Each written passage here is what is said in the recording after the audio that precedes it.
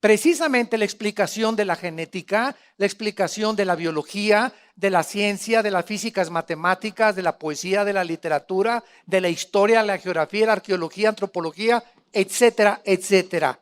Desgraciadamente hay una grandísima ignorancia, inclusive científicamente, de las evidencias de la Biblia. Entonces, este grupo se divide y dice la Biblia, dice en la historia, que cuando muere Mahoma, se divide el Islam en dos. Unos se llamaron los sunis, que dijeron que eran los herederos de Mahoma, y los otros se llamaron los shiitas, que dijeron que no eran los herederos directamente, sino que era por votación o por casi democracia. Entonces, hasta este momento el mundo comienza, después del siglo XX, al entrar el siglo XXI, a oír esos nombres de shiitas y de sunis. Y este grupo en el Medio Oriente que dirige Bagdadi con el nombre de ISIS, quieren establecer el califato porque la palabra califa significa sucesor. O sea, ahora, de acuerdo a la escatología islámica, escuchen esto con atención, ellos están esperando a un hombre que se llama el Mahdi o el 12º imán. ¿Qué significa esto? Que cuando este hombre aparezca de acuerdo al Islam, este hombre va a traer la paz en el Medio Oriente y va a conquistar el mundo. Y exactamente cuando este hombre aparezca, el Mahdi, para ellos, para nosotros, es el anticristo. Entonces, cuando el anticristo haga su aparición en el Medio Oriente, para ellos va a ser el Mahdi o el imán o el salvador de ellos. Ahora, lo interesante de esto es que de alguna forma están tratando de compaginar exactamente la escatología islámica con la escatología bíblica. Y lo más interesante es lo siguiente. Por ejemplo, hace algunos meses, cuando los musulmanes de ISIS comenzaron a meter en una jaula a un piloto jordano y lo quemaron vivo, después degollaron a todos los cristianos de Egipto cópticos, después mataron a unos chinos, después mataron a unos europeos. Yo me comencé a preguntar, bueno, que este grupo de ISIS no se da cuenta que mientras más ataca un país, Jordania, China, etcétera, etcétera, se van a juntar más naciones contra ellos. O sea, están declarándole la guerra casi al mundo entero y provocando al mundo entero. Mataron franceses, mataron periodistas norteamericanos, han matado ingleses, han matado jordanos, etcétera, etcétera. Y esto es aparentemente una contradicción o algo ilógico. Pero si tú entras a la escatología islámica y a entender lo que el grupo ISIS anhela, es lo siguiente. Ellos, de acuerdo a sus tradiciones y leyendas, para que el Mahdi aparezca, se necesita una guerra mundial. Entonces, ellos lo que están haciendo es tratar de desatar una guerra contra ellos, porque ellos quieren morirse, son suicidas. Y saben ellos que cuando ellos mueran o se sacrifiquen, sus hijos van a vivir en el mundo del Mahdi. Entonces entendemos por qué están provocando que el mundo se venga contra ellos, porque ellos están provocando una guerra mundial. Y esto es lo que nos da la explicación de que locos, cómo se suben 19 árabes y se matan en el nombre, porque mientras más muertes y más sacrificios, más rápido aparecerá su Mahdi o su salvador de ellos. Entonces, cuando comenzamos a entender la mente oriental, desde la mente occidental que somos nosotros, que no tiene para nosotros ninguna lógica elemental ni ningún sentido común, es importante estudiar la historia de las civilizaciones, de los grupos étnicos, para que entendamos también la historia de la Biblia. Porque la Biblia fue escrita, ¿verdad?, por hebreos, en arameo y en el griego, con costumbres de ellos. Entonces tenemos que entender, ¿verdad?, muchas veces el lenguaje de por qué la Biblia usa símbolos y cosas semejantes para comprender nosotros qué es lo que el Espíritu Santo nos quería dar a entender en nuestro corazón. Muy bien, Hace algún tiempo había un hombre que dijo, cuando en un estadio los jugadores saltan, cuando salta el América y el Cruz Azul, goleada ayer, ¿verdad? Cuando saltan los dos equipos, o Barcelona y Real Madrid, como tú le quieras llamar, nos damos cuenta, los que estamos en el estadio, al salir los jugadores, que va a comenzar el partido.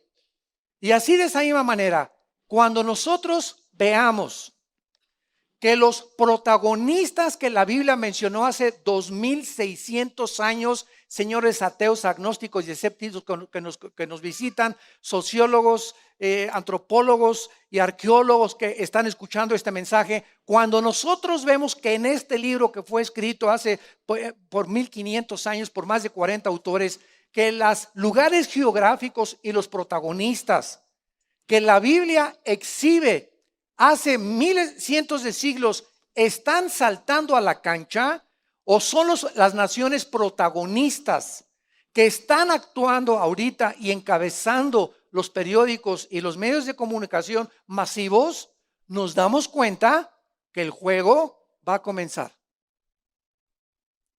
Entonces, de eso se trata esta serie que quiero compartir, la futura invasión islámica.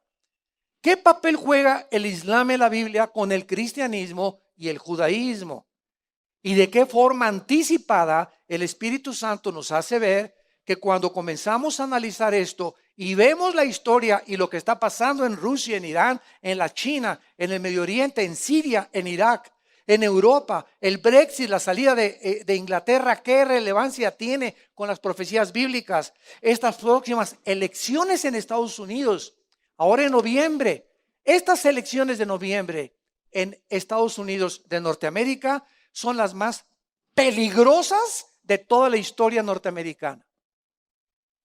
En este momento, cuando alguno de los candidatos que están ahorita jugándose la Casa Blanca entre, va a tener, escuchen esto con atención, el próximo presidente de Estados Unidos es tan peligroso para bien o puede ser para el mal, que el próximo presidente va a nombrar los próximos 5 jueces del Tribunal Supremo Tribunal de Justicia.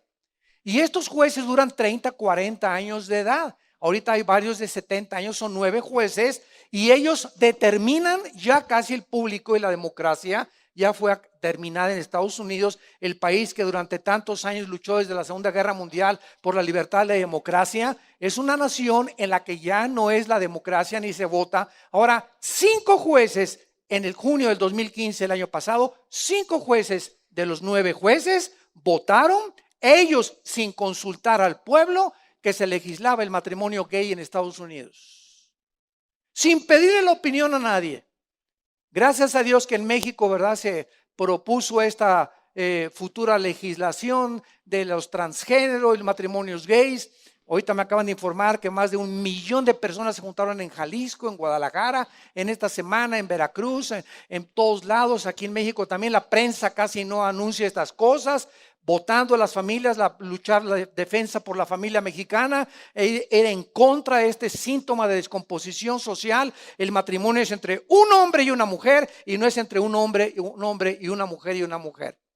Entonces, cuando nosotros nos ponemos las pilas, como decimos vulgarmente, y comenzamos a adquirir conciencia del peligro en que nos encontramos, nos damos cuenta que hemos nacido y tenemos una sola vida para pelear por la verdad. Una sola vida te ha dado Dios, y así se nos va la vida.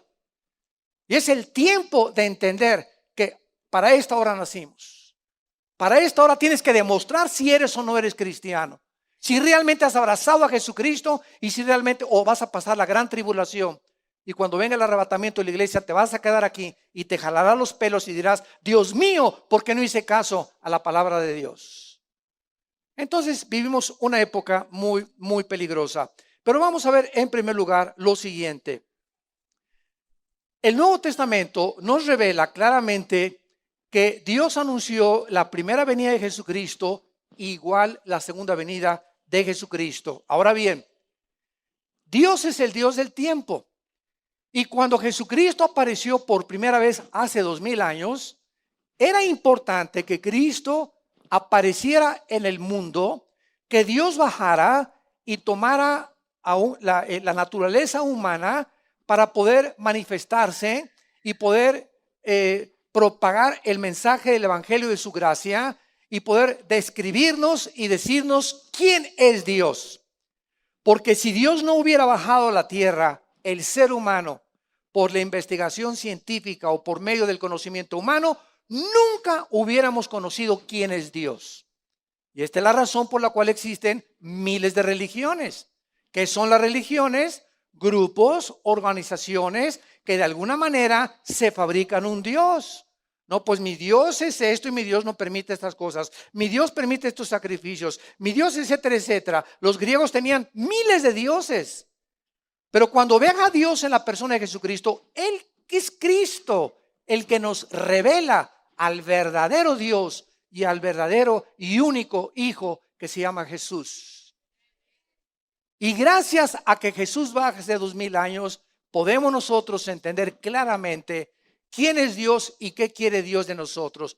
Pero veamos nosotros lo siguiente. Por ejemplo, en Gálatas capítulo 4, versículo 4, el Nuevo Testamento nos revela que cuando Jesucristo aparece en el escenario de la historia hace 2000 años, era el tiempo exacto para que Él se manifestara al mundo. No fue hace 50 años ni hace 4 siglos. ¿Por qué tenía que ser hace 2000 años? ¿O qué condiciones deberían de prevalecer para que Dios hubiera usado ese tiempo hace 2000 años para que Él se manifestara al mundo? Veamos 4 razones por las cuales Dios escogió hace 2000 años la geografía y los tiempos y las condiciones geopolíticas que existían para que Él se manifestara a todos nosotros. Número 1, en ese tiempo, hace 2000 años, el lenguaje universal era el griego. La cultura helénica, ¿verdad?, prevaleció después de que el Imperio Romano conquistó al Imperio griego. Los romanos adoptaron el griego y precisamente se conoce como la cultura helénica. Entonces, hace 2000 años, el lenguaje del mundo entero o el lenguaje conocido en aquellos tiempos de las naciones conocidas era el griego. Y es uno de los dialectos más completos del mundo. Este era el tiempo en que el lenguaje iba a ser apropiado para que el lenguaje griego registrara las palabras de Jesucristo. Y cuando venimos a estudiar la Biblia, el Nuevo Testamento fue escrito en griego. Entonces, esta fue una de las razones por las cuales Cristo tenía que aparecer cuando ese lenguaje prevalecía en el mundo conocido. Número 2, fue el periodo de lo que se conoce como la Pax Romana. O sea, es de los pocos tiempos en la historia en que el mundo se encontraba en paz. ¿Saben ustedes que de acuerdo al Instituto para la Investigación de la Paz en Estocolmo, Suecia, de los 6000 años de historia que la raza humana tiene de existencia, porque la Tierra tiene millones de años y esta Tierra fue habitada antes que nosotros? Todos conocemos ya el mundo preadámico, ¿verdad? No por seres humanos igual que nosotros, pero esta Tierra fue habitada por ángeles caídos, por demonios antes que nosotros. Bueno, esta es otra serie que ya hace muchos años prediqué. Pero esta Tierra, la raza humana tiene 6000 años de existencia, de Adán al siglo XXI. Y en estos 6000 años de historia, de acuerdo al Instituto para la Investigación para la Paz, han habido solo 25 años de paz. 25 años de paz en 6000 años de historia. O sea, la historia humana se podría resumir que es guerra y guerra y guerra y guerra. Un odio de los seres humanos contra los mismos seres humanos. De nación contra nación. Hijos contra padres. Divorcios. Pleitos. Ciudadanos contra el gobierno con los ciudadanos. Dictaduras. Es un mundo que si bajara un extraterrestre y viera el planeta Tierra, diría: Dios mío, pero todo desde que existe ese planeta han tratado de destruirse unos a otros. ¡Qué locura!, ¿verdad? ¡Qué locura! Eso lo vamos a explicar y lo expliqué en el mensaje de la Tercera Guerra Mundial. ¿Por qué el hombre está en guerra contra el hombre? Porque la guerra está en nuestro corazón. Y mientras tú no tengas paz con Dios, seguirás en guerra. ¿Y por qué fumas? ¿Por qué tomas? Porque te quieres autodestruir. ¿Cómo que me quiero destruir si una persona inteligente y racional? ¿Sabes una cosa? Te equivocas. No es la razón la que guía al ser humano, desgraciadamente, son las pasiones. Yo sé que si fumo, doctor Alducin, mi tráquea, mi laringe, mi lengua, mi paladar, mis pulmones, mis alveolos pulmonares, estoy destruyendo, me estoy envenenando. Y entonces, ¿por qué lo haces, Pancho? ¿Por qué lo sigues haciendo aunque el paquete diga este producto es nocivo para la salud? ¿Por qué lo sigues haciendo? Porque tu mente te dice está mal, sí, amén, esto lo reconozco, pero encuentro una fuerza más grande que mi razonamiento, que me arrastra a hacer lo que no quiero hacer. Y ese monstruo que traemos nosotros, que nos lleva a hacer cosas, ¿por qué cometes adulterio? Arruinas tu familia, arruinas tus hijos, arruinas tu trabajo. ¿Por qué haces lo que haces? ¿Por qué robas? ¿Por qué maldices? Si sabes que son cosas que van a hundirte, estás cavando tu tumba con lo que estás haciendo. Es que lo entiendo, pero algo dentro de mí me arrastra y me lleva mis pasiones y las mujeres y el sexo y la pornografía. Y yo sé que estoy mal, pero lo hago porque me siento dominado por mis pasiones. Ese dominio, ese monstruo que traemos dentro, durante toda la historia se ha tratado de clasificar para darle un nombre, y los arqueólogos y los sociólogos y los antropólogos y los psiquiatras y los psicólogos han tratado de determinar, hasta los poetas y literarios como William Shakespeare quisieron definir el mal de la humanidad. Shakespeare le dijo, es un defecto trágico. Carlos Marx dijo, no, el problema del ser humano es la lucha de clases. Cuando la opresión de la clase burguesa contra el proletariado y el proletariado derrumbe a la clase burguesa, el problema del ser humano es lucha de clases. Sigmund Freud, no, el problema es algo que en la psique, la mente del ser humano, y se puede atribuir a su sexualidad infantil. Y así ha habido todas las personas y poetas y literarios y psicólogos que han tratado de descubrir qué es lo que el ser humano lo impele a la maldad, a su propia destrucción. Este libro, que se llama la Biblia, en comparación con los billones de volúmenes de literatura que existen en las librerías, es el único libro que diagnostica y nos dice cuál es el problema del ser humano. Y solo usa una sola palabra para decirnos cuál es la infección. Y esta palabra es pecado. El pecado. ¿Qué es el pecado? Muy fácil. El pecado lo define 1 Juan capítulo 3. Es rebasar los límites que Dios nos ha establecido. Es transgresión de la ley. En pocas palabras, eso es el pecado. Dios es el legislador de la ley. Él es el que inventó el sexo. El matrimonio no lo inventó el hombre. Es Dios el que define el matrimonio. Es Dios el que define las leyes de ética y de moral, no nosotros. Y cuando nosotros queremos usurpar las leyes de Dios, nos degeneramos como lo estamos viendo en pleno siglo XX, donde estamos legislando la destrucción de la familia y del matrimonio. ¿Por qué? Porque creemos que somos dioses y no somos dioses. Entonces, el momento en que transgredimos esas leyes, lo hacemos porque dentro de nosotros hay una rebelión desde el nacimiento, una infección que nos lleva a hacer lo que no queremos y hacemos lo que nos va a destruir y lo que va a arruinar nuestra vida, nuestro matrimonio y nuestra generación. Y esta es la contradicción más grande que Erich Fromm, uno de los más grandes psicólogos que ha existido en la historia, lo pudo definir, y el mismo William Shakespeare. William Shakespeare hizo una obra, me acuerdo cuando era joven, que me invitaron a participar en el papel de Hamlet. Los que han leído a Shakespeare se pueden acordar.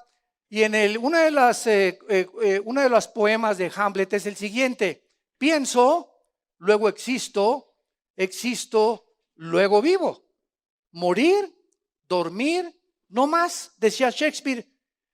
He aquí que es más contradictorio contra el espíritu: sufrir los golpes y los dardos de la insultante fortuna, o levantar las armas contra un piélago de calamidades y haciéndole frente a acabar con ellas. En otras palabras, ¿qué emanaba del corazón de este dramaturgo inglés, William Shakespeare? Simplemente estaba diciendo: La vida está llena de adversidades. ¿Y qué es más honorable? ¿Qué es más levantado por el Espíritu? ¿Luchar contra las adversidades de plano o pegarme un balazo? Tan sencillo como eso dijo Shakespeare. En la vida, luchas contra la adversidad o quítate la vida. Porque aquí vas a sufrir. Entonces digo, ¿qué es mejor? ¿Morir o vivir? Y ese ha sido el conflicto y el dilema del ser humano. Y por eso la gente que se quita la vida lo hace por esa motivación. Porque llegan a situaciones donde es tan oscuro el panorama, donde no ven la puerta ni la ventana ni ninguna luz, y para ellos ahí terminó. Se avientan del puente, se dan un balazo, se ahorcan o como se quieran escapar de esta vida. Pero para ellos la realidad es más difícil que la muerte. Y no quieren enfrentar ya la realidad en sus 5 sentidos. Y lo mismo pasa para los drogadictos y los alcohólicos.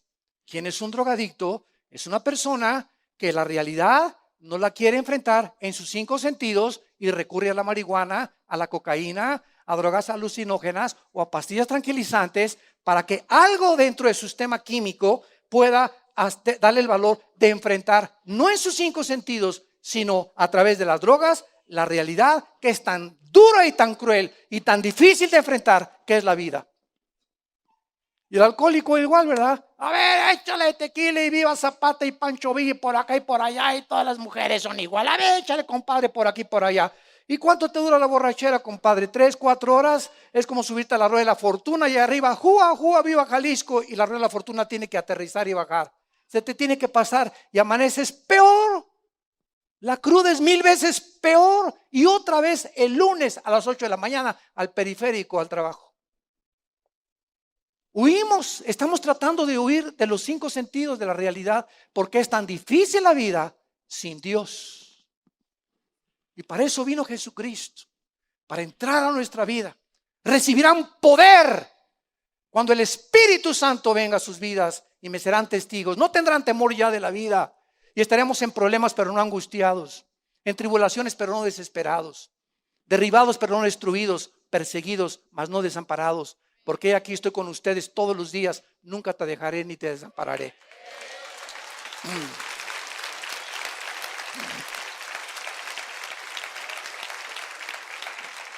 En tercer lugar, el tiempo en que Cristo vino hace 2000 años, en tercer lugar, fue el tiempo en que el Imperio Romano abrió carreteras. Por primera vez en la historia, el Imperio Romano comienza con las carreteras para poder unir el Medio Oriente, el África, ahí precisamente en esa área en la que ellos conquistaron. Era el tiempo, ¿verdad?, en que se facilitaba la transportación para que los misioneros y los apóstoles que le siguieron a Jesucristo pudieran llevar el evangelio a Europa sin ningún problema. Y en cuarto y último lugar, la entrada a Jesús era el tiempo también. Escuchen esto, y esto es lo más importante. Cuando Jesús vino al mundo hace 2000 años, había un ambiente de expectación de que ya se sentía que en cualquier momento venía Jesucristo. Y esta expectación, este espíritu que se sentía en el tiempo de Cristo, de que Él venía, es el mismo espíritu que está ahorita prevaleciendo en el mundo. En todos los viajes que yo he hecho, en Colombia, en Nicaragua, en Costa Rica, en Estados Unidos, Europa, el Medio Oriente, a donde quiera que viajamos, nos damos cuenta que principalmente los pastores, los cristianos, el mundo, algo sabe, y los no cristianos que algo va a pasar. El no cristiano, me he dado cuenta, gobernantes y todos se encuentran en un estado ahorita en el mundo de expectación, de pánico y de angustia. Nunca como en esta época se habían vendido antidepresivos. Nunca había habido más enfermedades y desórdenes mentales como en el siglo XXI en que estamos viviendo. Nunca los dirigentes políticos de la mayor parte del mundo en que vivimos habían estado tan locos como ahora. Vivimos un mundo realmente donde la misma Academia de Psiquiatría en Los Ángeles no ha podido ya definir quién está loco y quién está en sus 5 sentidos. Ya no saben quién es normal y quién es anormal. Ya no se puede definir.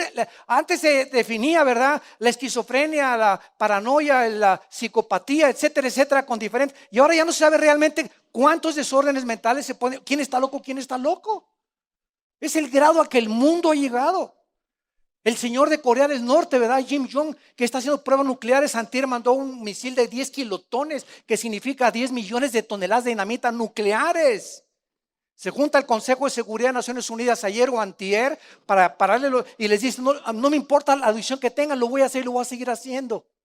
Solo un loco como ese es suficiente, nada más, para borrar la civilización del mundo, tal como la Biblia lo profetiza, que el mundo va a acabar. Un mundo de locos, que alcanzamos la luna y alcanzamos computadoras y internet y iPhone y todos, y nos hemos ensorbecido con los descubrimientos tecnológicos y con los avances científicos que hemos tenido, porque nos hemos creído dioses.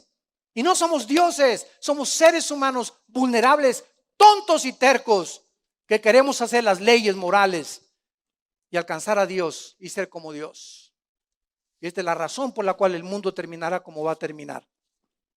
Es el tiempo también de expectación. Vean, por ejemplo, para comprobar esto, en Lucas capítulo 2, en el Evangelio de Lucas capítulo 2, el sentimiento de expectación que prevalecía en el mundo en los tiempos de Cristo. Dice el versículo 25, Lucas 2:25, he aquí había en Jerusalén un hombre llamado Simeón. Aquí es cuando nació Cristo. Y este hombre, justo y piadoso, esperaba la consolación de Israel, y el Espíritu Santo estaba sobre él, y le había sido revelado por el Espíritu Santo que no vería la muerte antes que viese al ungido del Señor. Y movido por el Espíritu Santo, vino al templo. Y cuando los padres del niño, o sea, de Jesús, lo trajeron al templo para hacer por él conforme al rito de la ley, él, o sea, Simeón, lo tomó en sus brazos. Escuchen, nadie le dijo nada. Nadie sabía nada más que María, que este niño era el Salvador. Lo tomó en sus brazos y bendijo a Dios, diciendo: ahora, Señor, despide a tu siervo en paz, conforme a tu palabra, porque han visto mis ojos tu salvación, la cual has preparado en presencia de los pueblos, luz para revelación a los gentiles y gloria de tu pueblo Israel. Simeón, al tener a esa criatura, por su piedad y por su honestidad y por su integridad como un hombre de Dios, Dios le concede lo que él había anhelado toda su vida. Oh Dios, yo no quiero morir antes de verte cuando tú nazcas. Y el Espíritu Santo, al cargar ese bebé, le estaba revelando a Simeón: ese niño que estás cargando es el Mesías prometido a Abraham, Isaac y Jacob. Y quiero decirles algo, esa misma expectación actualmente yo la tengo y tú la puedes tener. Yo desde hace muchos años estoy seguro que a lo mejor somos nosotros la generación que no va a saber lo que es morir. Nos vamos a ser arrebatados.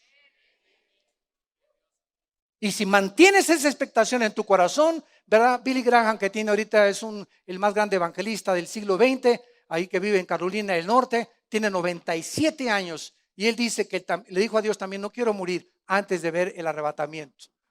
Entonces, hay una experiencia de expectación. Ahorita, ¿cuál es el idioma universal? El inglés. Oyes a los árabes hablar en inglés, los ingleses, los italianos, los africanos. Ve cualquier país en el mundo, el inglés es el idioma universal en el siglo XXI. Cualquier libro que quieras comprar de ciencia, de matemáticas, de física, de agronomía, de astronomía, de la disciplina académica que tú quieras, lo encuentras en el idioma inglés. Y de ahí se traduce a todos los demás idiomas, o de ahí se traduce el alemán al inglés, pero el inglés es el idioma, o sea, estas características que existieron hace 2000 años, lo que les quiero decir son las características que se repiten antes de la segunda venida de Jesucristo. Muy bien. Vemos entonces que si esto fue verdad en la primera venida de Cristo, es lógico que Dios, si Jesús ya no tarda en venir por nosotros, nos está preparando. Tú esta mañana, aquí no es coincidencia que tú estés en esta conferencia. Dios en su misericordia te está hablando. Muchos de ustedes tal vez mueran hoy mismo, tal vez hoy saliendo, mañana, yo no lo sé. Pero ninguno de los que nos escucha tenemos asegurado el futuro. Nuestra vida pende continuamente de un hilo. Y por eso el mensaje de la Biblia es: prepárate para encontrarte con tu Dios. Porque si no estalla la tercera guerra mundial en una semana o en 5 semanas o en un año, en el día de tu muerte, tú y yo nos vamos a enfrentar a Dios como tu juez o como tu salvador. Escoge la vida, pues, ahora que estás vivo, y la bendición para que Dios pueda bendecir tu vida, a tu familia y a tus hijos. Vamos pues a Ezequiel capítulo 38, que va a ser el libro. Ezequiel 38, y principalmente estos 2 capítulos, 38 y 39, la base histórica, escatológica o profética de esta serie, la futura invasión del Islam o la futura invasión islámica que estamos viendo ya en el mundo y la relevancia a las escrituras. Muy bien. Al abrir nuestras Biblias en el capítulo 38 y 39 del libro de Ezequiel, estamos leyendo a un profeta que escribió, él fue contemporáneo de Daniel, fueron contemporáneos. Y Ezequiel estuvo también en la cautividad babilónica. Pero Ezequiel fue un profeta tan interesante que profetiza en el capítulo 37 la restauración de los huesos secos. ¿Cuántos de ustedes no han leído ese capítulo? Ve y profetiza los huesos. Y Ezequiel el profeta va a un valle, ve puros huesos secos, así huesos como humanos. Y cuando Ezequiel les dice, vive, Ezequiel ve que comienzan los tendones y la carne, y se comienzan los huesos de las piernas, los meniscos, de los brazos a unirse, comienza a juntar la carne, y después todos esos huesos se levantan formando un ejército. Y el mismo capítulo 37 de Ezequiel lo dice casi al final: este es el ejército de Israel, la casa de Israel, profetizando Ezequiel la reunificación y la restauración de que los judíos no se iban a quedar siempre en Babilonia, ni en Asiria tampoco, iban a regresar del cautiverio. Y este milagro se cumplió el 14 de mayo de 1948 del siglo pasado, cuando la nación de Israel, después de casi 2000 años de estar dispersados en el mundo entero, en todas las naciones, el 14 de mayo de 1948, a las 5 de la mañana, David Ben Gurión, que es nombrado el primer ministro de Israel, manda el mensaje por radio: en este momento se independiza Israel como la nación libre, soberana e independiente. Y el mundo entero queda estupefacto. Los historiadores quedan estupefactos, hasta el siglo XXI lo están todavía. Los sociólogos están todavía que no se la pueden creer, que en un día una nación, en toda la historia humana, jamás este milagro había sucedido. De que después de ser dispersados por todas las naciones, hayan tenido el interés de levantarse y en un solo día se constituye una nación. ¿Y para qué? El anticristo persiguiera a los judíos, y para que la gran tribulación del anticristo firmara el trato con los judíos, era necesario que Israel existiera. Entonces, en el 48, cuando Israel se independiza como nación, comienzan las demás profecías a cumplirse, porque para que se cumplieran, Israel no era nación. Y cuando se convierte en nación, nos damos cuenta que entonces las demás profecías adquieren significado y relevancia a las profecías bíblicas. Qué maravillosa es la Biblia. Bendito sea, Señor. Muy bien. En el capítulo 38 de Ezequiel, aplaudan si quieren al Señor. Gracias, Señor. Gracias por este sagrado libro. Brincamos del capítulo 37 al 38 y 39. Y en estos 2 capítulos, que van a ser la base de nuestro estudio durante varias conferencias, encontramos una profecía asombrosa. En este capítulo, hace 2600 años, se describe una invasión de naciones que ahora, en el siglo XXI, pertenecen al Islam, unidas a Rusia. Se profetiza hace 2000 años que antes de que Cristo regresara, Rusia, Irán, Etiopía, Sudán y Turquía se unirían para tratar de atacar con otras naciones a la nación de Israel.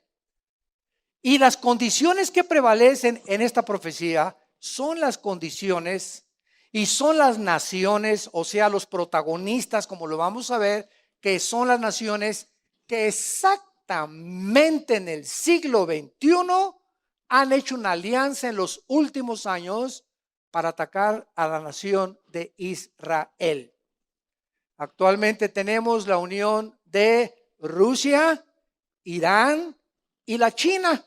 Están ahorita como los tres alegres compadres. Y ahorita hay un conflicto entre las naciones del Oriente con las naciones del Occidente. Síganme con mucho cuidado. Hay una confrontación que están saltando las chispas por todas partes, lastimando a las naciones, entre naciones del Oriente y del Medio Oriente y del Occidente. ¿Qué les quiero decir? Ahorita en el Medio Oriente está una guerra civil en Siria, donde este grupo de ISIS está tratando de borrar la frontera entre Irak y entre Siria. Y estas naciones aparecen en la Biblia. Irán con el nombre de Persia. En 1935, cuando derrotaron al Shah de Irán, se le cambió el nombre de Persia a Irán. Y ISIS, al borrar la frontera entre Irak y entre Siria, quieren hacer un califato para de ahí brincar a Arabia Saudita, que es una monarquía, y a Jordania, que es una monarquía. Entonces, ISIS quiere que ya no haya monarquías en el Medio Oriente, que nada más son, repito, Arabia Saudita y Jordania, para establecer el Estado Islámico y volver a resurgir de las cenizas el imperio antiguo otomano que casi conquista el mundo por 450 años. Entonces, esta situación que está ahorita en el Medio Oriente ha causado un problema internacional.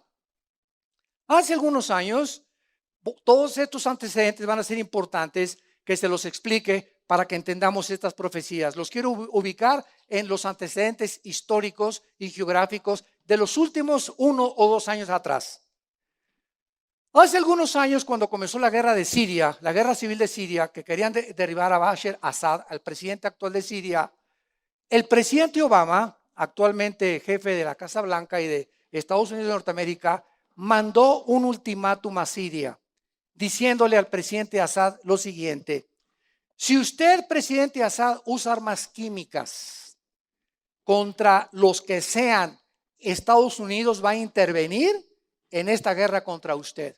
Muy bien, Assad las usó.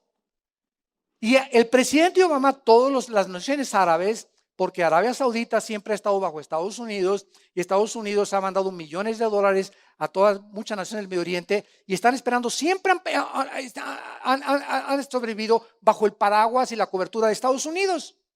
Entonces, Obama no hace nada, no cumple su palabra. Y en el Medio Oriente, la palabra es muy importante. Y cuando los árabes se dan cuenta que Obama ya se echó para atrás, porque no era de Jalisco, ¿verdad? Porque en Jalisco dicen que no se rajan los de Jalisco. Entonces los árabes y el mundo de los musulmanes recobraron el valor para tratar ahora de hablarle: Putin, ese mi Vladimir, ven para acá y échanos la mano.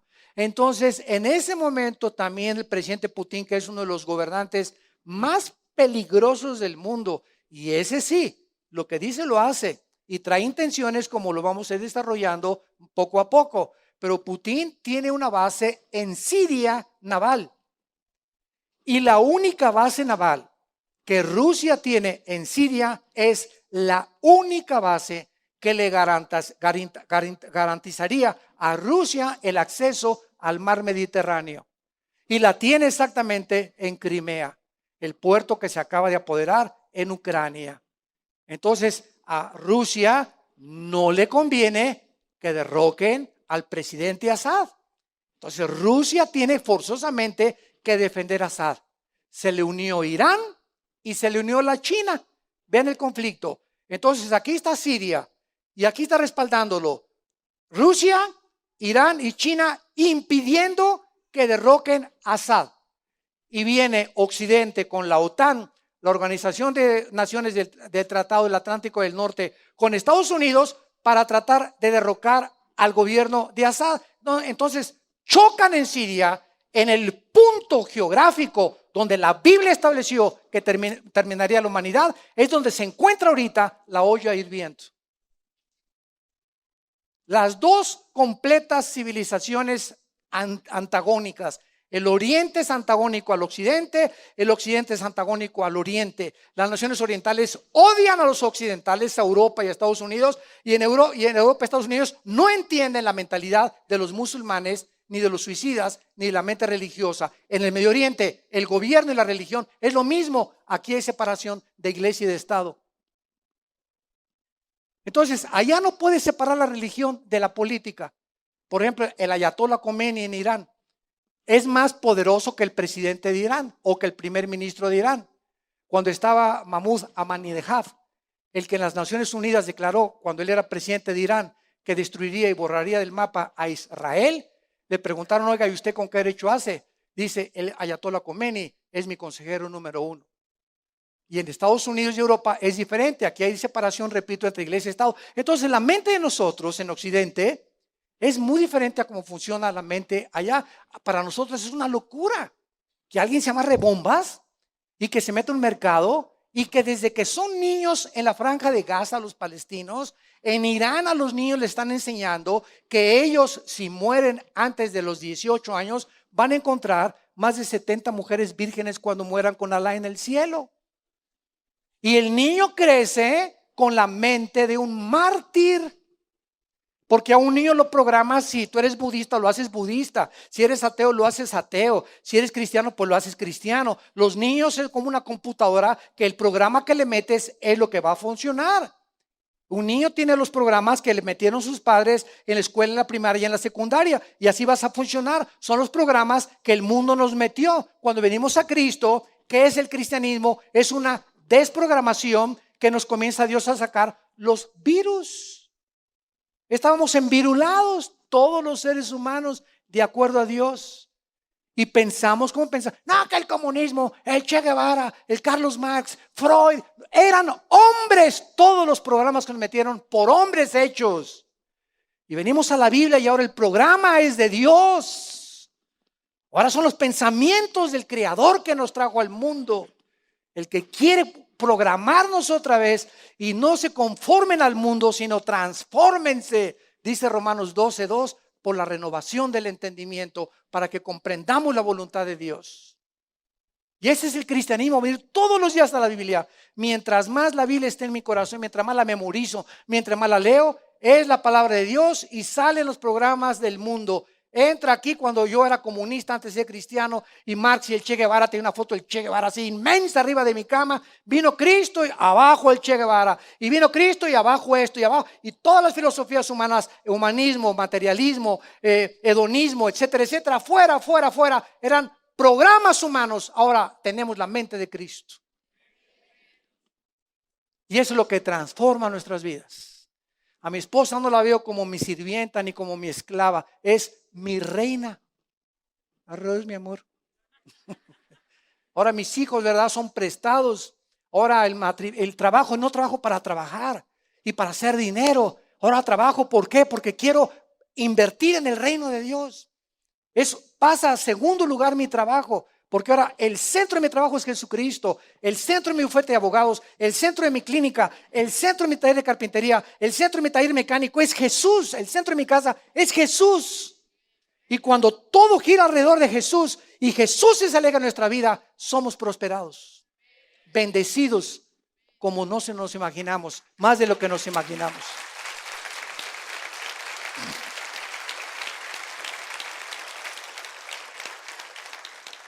Veamos pues rápidamente en Ezequiel 38 para introducirnos a los principales versículos darles lectura.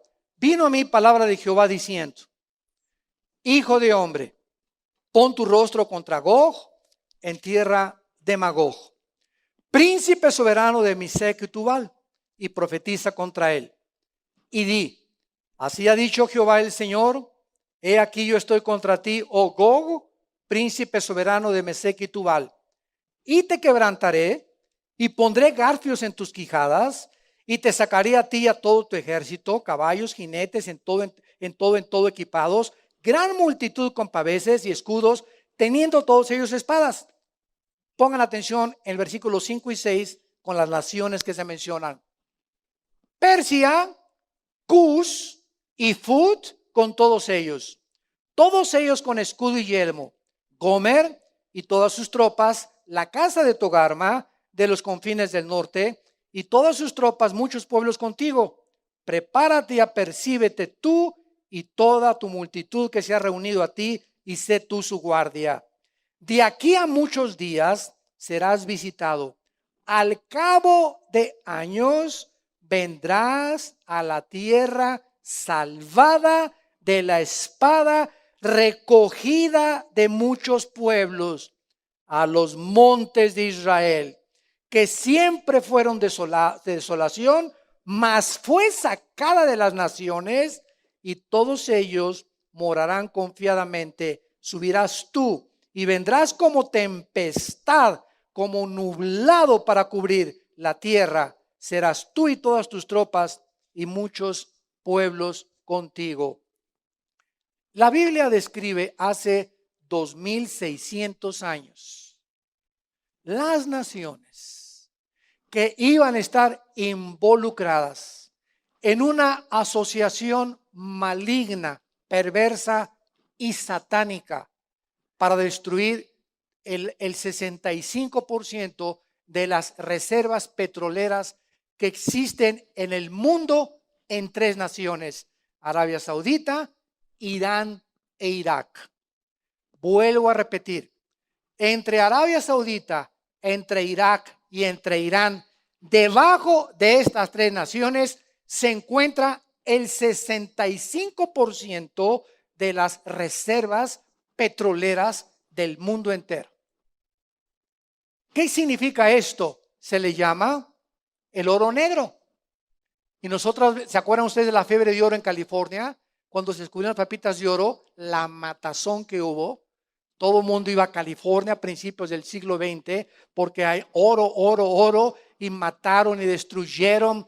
Vi un documental hace poco que aquí en México, las minas que había de cobre y de plata, etcétera, etcétera, entraron los cárteles y mataron a las personas que habían explotado las minas. Siempre que hay el símbolo de pesos, esa maldad que traemos en el corazón, esas pasiones desordenadas por el dinero, por la cual miles de personas, millones habitan las cárceles del mundo, y muchos otros andan sueltos también, y por eso han matado, violado, hasta de su mamá se han olvidado, han despreciado amistades, han destruido sus vidas por la raíz de todos los males, que es el amor al dinero.